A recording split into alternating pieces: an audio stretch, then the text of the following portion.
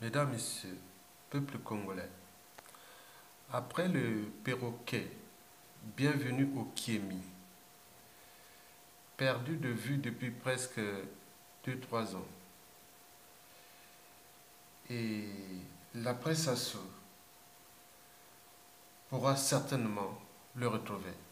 Eh bien oui, perdu de vue, bienvenue au Kiemi. La presse asso pourra certainement le retrouver dans sa planque, quelque part en Europe. Mesdames, Messieurs, peuple congolais, voici le perroquet hors pair Thierry Mongala. À droite de cette photo, saluons le dictateur Denis Sassou Nguesso. Oui, voici le perroquet hors pair Thierry Mongala. Dernière cartouche à bon de Denis Sassou Nguesso. Thierry Mongala, indécent, provocateur et arrogant. Il assène ses contre-vérités et ses mensonges. Bien sûr que c'est un reptilien. Alors, qu'est-ce qu'un reptilien, mesdames, messieurs?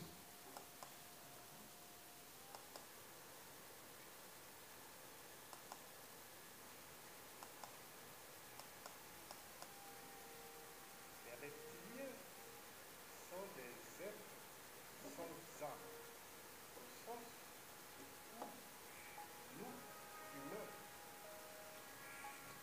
entendons l'âme. Je vais m'expliquer là-dessus. Cela veut dire que ce sont des êtres qui n'existent pas vraiment, qui n'ont pas de conscience. La conscience, comme nous, êtres humains, nous pouvons la voir. Cela veut dire que ce sont des êtres qui n'existent principalement qu'au travers le regard des autres. C'est la raison pour laquelle ils ont besoin d'être adulés. Ils ont besoin de cette machinerie incroyable et qui est l'apparence, le dédoublement. Parce que c'est de ça qu'ils nourrissent leur personnalité, qu'ils se construisent leur personnalité sans conscience. Mesdames, les reptiliens, c'est les êtres qui ne vivent que dans le mensonge. Parce qu'ils n'attachent qu'une importance à la vérité. Cela veut dire qu'ils n'attachent non plus d'importance au mensonge. Mesdames, Messieurs, je répète, les êtres des reptiliens, c'est des êtres qui ne vivent que dans le mensonge. Parce qu'ils n'attachent qu'une importance à la vérité. Cela veut dire qu'ils n'attachent non plus d'importance au mensonge. C'est tout simplement parce que pour eux, mensonge ou vérité, c'est la même chose. Ça n'a aucune importance.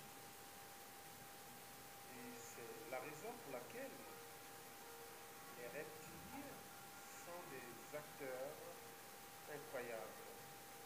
Oui, c'est la raison pour laquelle les reptiliens sont des acteurs incroyables. Parce qu'ils sont capables.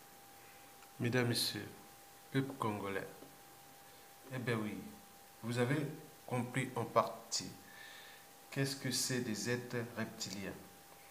Parce que c'est des êtres où vérité ou mensonge, c'est pareil. Ils ne fournissent aucun effort pour chercher la vérité. Et c'est les raisons pour lesquelles le reptilien comme Thierry Mangala est un vrai acteur politique, un comédien. Oui, un acteur politique de la parole, du perroquet. Eh bien oui, sans effet sur les libertés, le but de la condition humaine, etc. Imaginez que vous vivez dans un monde où les gens ne viennent que faire du blablabla, bla, bla, bla, bla. Alors là, où va ce monde? Mesdames, Messieurs, peuple congolais, vous l'avez compris. Je vous informe que ce monsieur en photo, Thierry Mangala,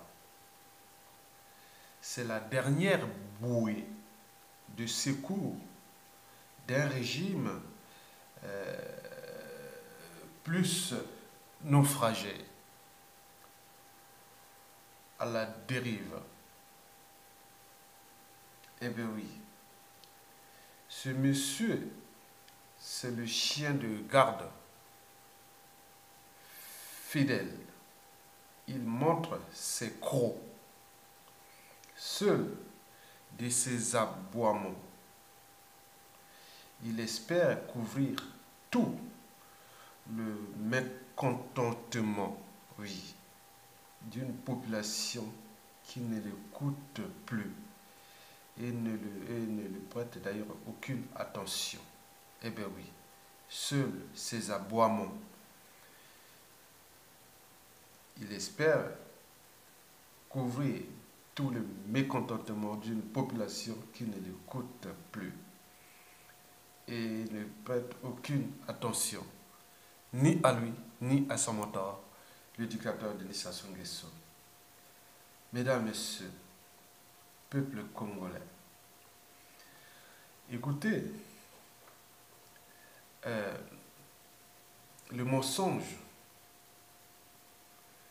de celui-là même qu'on qualifie désormais à raison comme le Goebbels du troisième Reich au Congo-Brazzaville, c'est-à-dire sous le joug de la dictature de Sassou et d'Nguesso, qui, il faut vous le rappeler, sa chute est annoncée. C'est une dictature, un dictateur à bout de souffle, au bout du rouleau.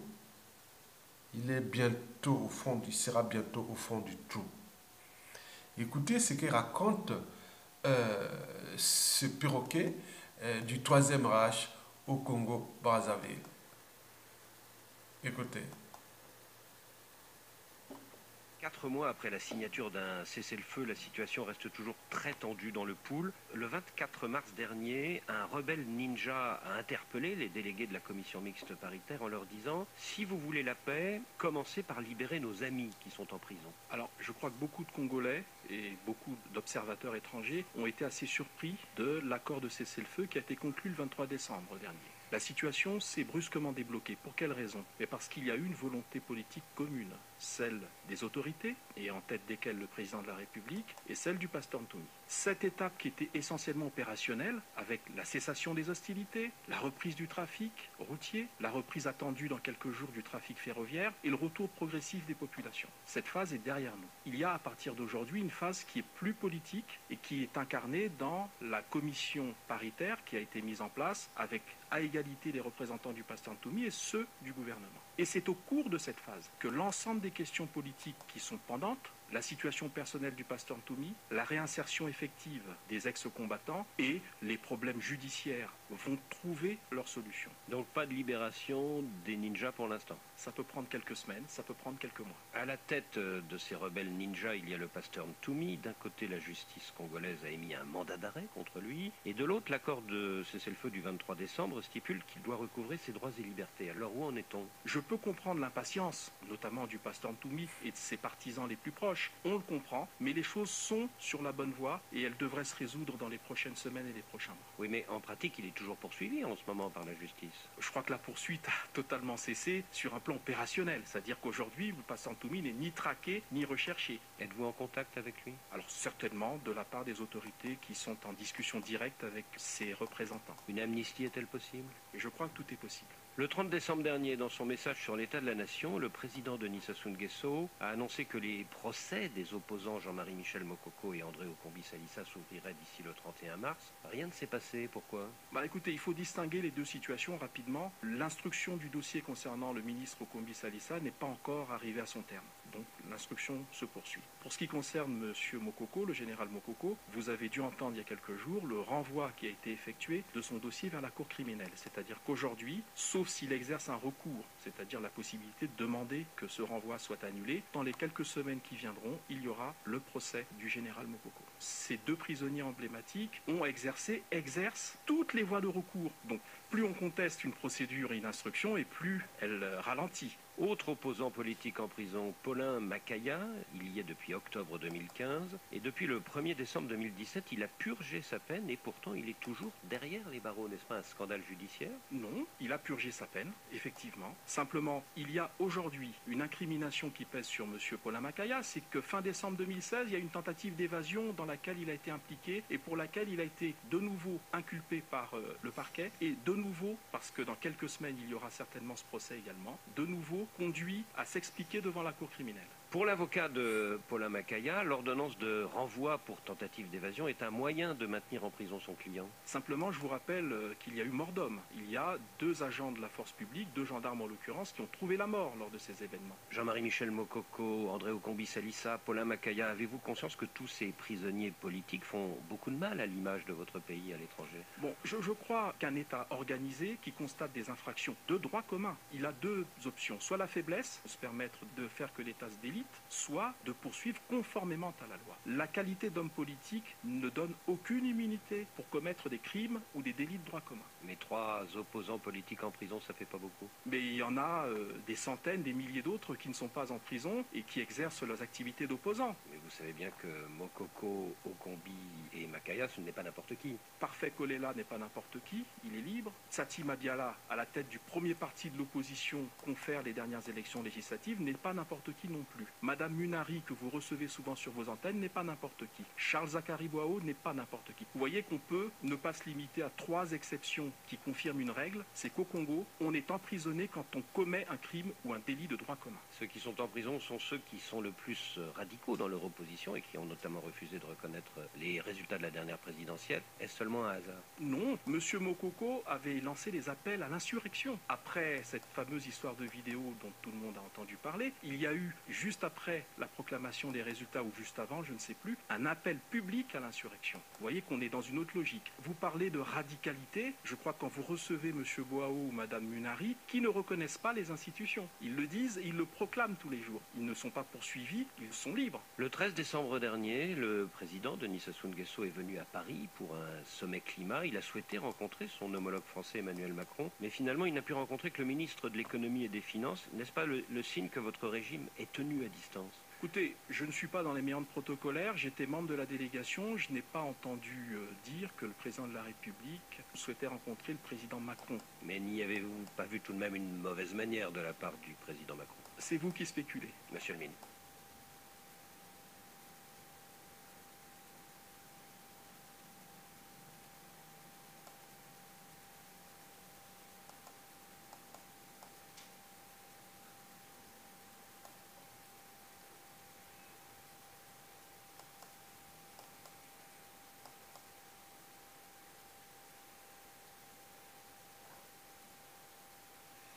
Mesdames, Messieurs, peuple congolais, vous venez d'écouter la propagande d'un grand reptilien, un être sans foi ni loi, sans âme ni conscience d'ailleurs. Et voilà, qui se ressemble, s'assemble, qui partise avec un criminel est pire que lui. Et voilà, les hommes sans foi ni loi, sans âme ni conscience. Bien entendu, Alors écoutez un peu ce que Giscard d'Estaing, en son temps, l'avait dit. Ceci.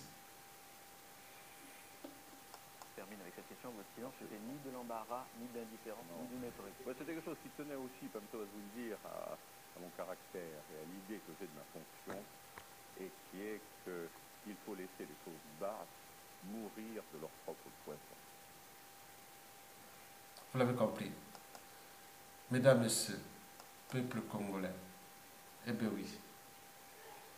Donc, le problème, c'est qu'ils vont mourir de leur propre poison. Mais comme chaque chose a un début et une fin, bien entendu, ils sont venus trouver ce pays. Il lui restera d'ailleurs après eux.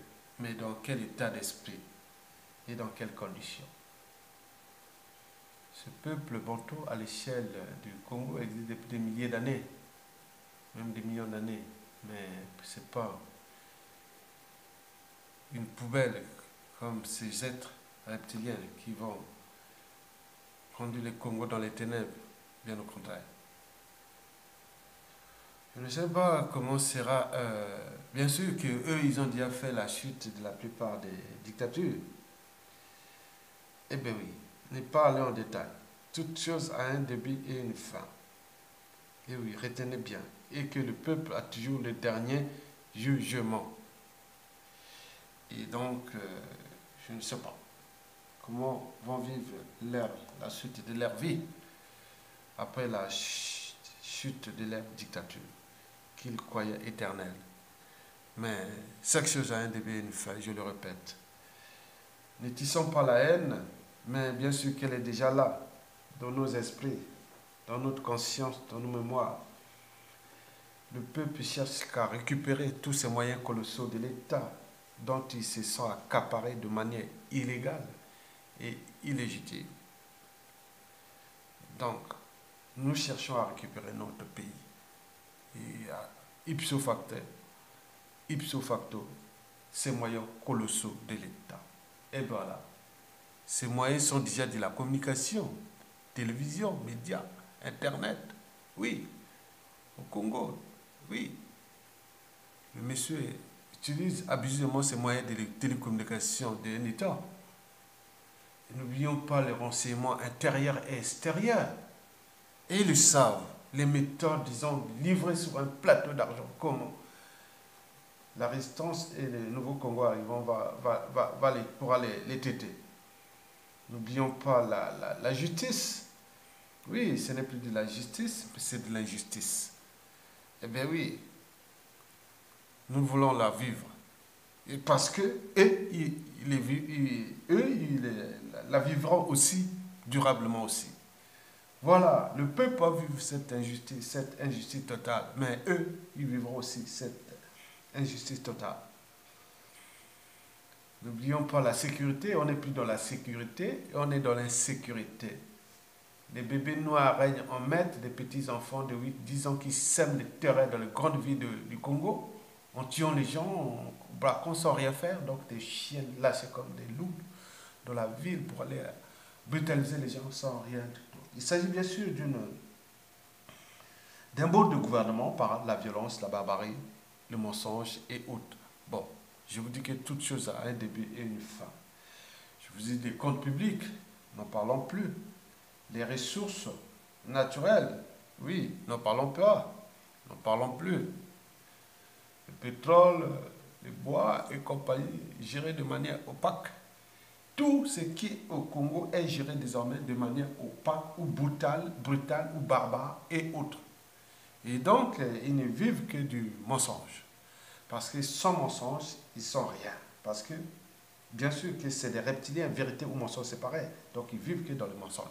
Sans le mensonge, ils ne sont rien. Parce qu'ils n'ont créé aucune valeur ajoutée, aucune richesse. Ils sont venus seulement exploiter ce pays sans jamais s'investir dans ce pays au niveau de la pensée, de la matière grise et compagnie. Non, ils sont venus se servir de ce pays. Et c'est des lignées de mauvais qui sont devant nous là. Donc, nous serions les traiter dignement ou indignement en fonction des éléments. Mesdames, Messieurs, peuple congolais, je vous remercie et à bientôt. Et bon vent au peuple congolais et laissez mourir de leur propre poison. Et d'ailleurs, le FMI, il y a un souci là entre le FMI et le dictateur. Bien sûr que, est-ce que le FMI va le laisser, le régime de Denis Sassou Nguesso, mourir de son propre poison? Oui, je le pense. Parce que du côté du peuple, c'est comme les dragons de Komodo. Le peuple avait déjà mordu ce régime-là en 2015, puis en 2016. Donc, il attend que la bête agonise et puisse être achevée.